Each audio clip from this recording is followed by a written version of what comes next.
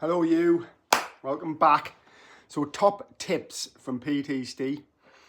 So I'm going to give you some tips on like YouTube and like how to find your purpose in life and how the elites, let's say, are these top YouTubers, how they're just giving you wrong tips on how to like grow your channel or just grow your life. And now I know I'm not massive, but like my goal's not to be massive or a big YouTuber or whatever. I just want to find my purpose in life. You know what I mean? So one of the things that I think my purpose is helping people with their mental health for a start and how to get fit, because that's ultimately what I'm best at. So for example, my biggest video that I've posted myself is me running around the track with my drone. And I got more views than I had subscribers. So that leads to tip one. So tip one is, why do you get more views than you've got subscribers? The reason for that is people can watch your videos without being subscribed. And the reason they're not subscribed is because when they click on subscribe, they basically aren't logged into their Google account. You know what I mean? So I did it with me mate. I was on the beach with him and he said, shows your YouTube channel. So I showed him a YouTube channel. He searched it up. He went to subscribe and it instantly said, log into your Gmail. If you're not logged into your Gmail, you can't subscribe.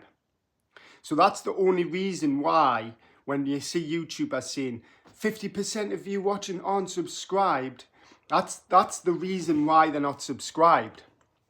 And the next one is why you don't get as many views is because people actually don't put location on their videos.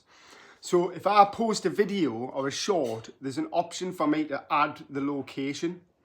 So I'm going to test this theory out when I go on my holiday to Holland and Germany.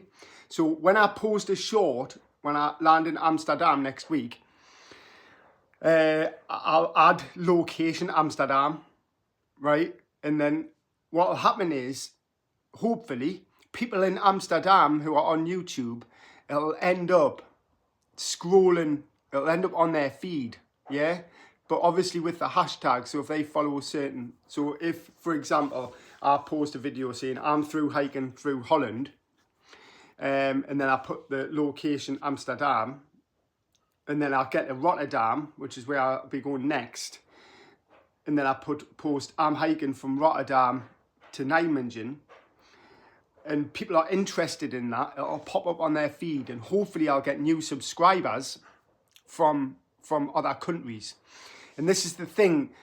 That's one of the reasons why if you go on Russ Cook Hardest Geezer's channel, and he's got hardly any views on his, compared to for the feat that he did running right the way through Africa, and he's got hardly any views, is because of that reason. So for example, Russ Cook in Africa, if he had put locations or if he had uploaded a lot of shorts, he would have got a lot more views.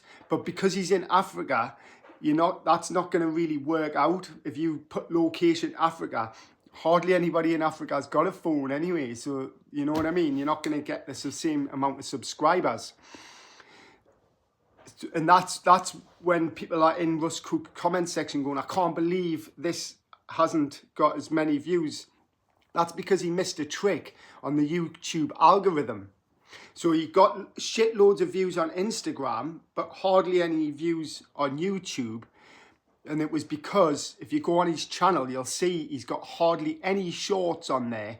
So when he was out there, he should have been not only pumping shorts out on Instagram, but pumping shorts out on YouTube as well. Because that's what helps the algorithm to attract you to your channel, because most people are scrolling through shorts, and when they see something they like, they'll subscribe. And if they try and subscribe and they're not logged in, they can't subscribe. So, and this is the thing, guys, I'm just some guy from Newcastle who's working all this out on my own. You know what I mean?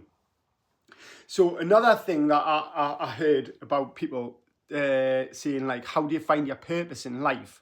And you've got people like Andrew Huberman telling you need to go outside and sweep the leaves on your grass and that'll help you find your purpose in life. It's like, what kind of bullshit is he talking?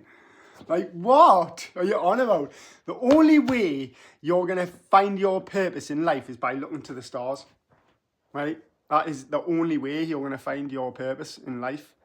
And we can go into that on another level, but that is literally the only way you're going to find your purpose in life, or look inwards, or just try everything like I've done. Try everything you've ever wanted to do in life and just see what fits best, right?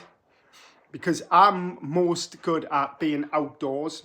Like if you brought me indoors and asked you to paint your house or fix your electricity or do your plumbing, like you're going to end up with your house like short-circuited or a flood, or you know what I mean? So that's how I found my kind of niche. I need to be outdoors, which is why I'm going on a through hike, because that's where I belong, outdoors.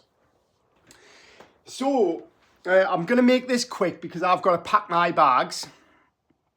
But there's two things that we're going to start to talk about in my videos, which is the two things that are really holding people back is tall poppy syndrome and cognitive dissonance.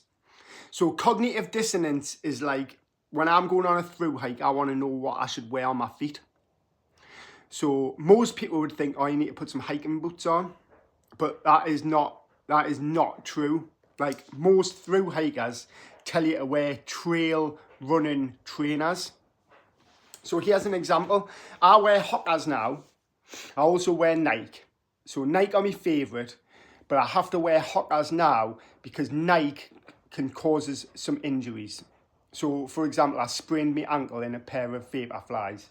And if you know what Vaporflies are, the stack height is like this. And if you twist your ankle, if you roll your ankle in them, it was game over for me. I was out for months. So anyway, that's when I bought some Hokas.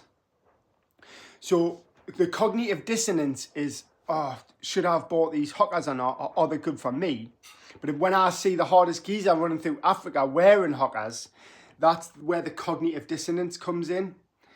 Like, I'm going to be convinced because it's only convincing if I brown nose the hardest geezer and say, I want to wear what he wears.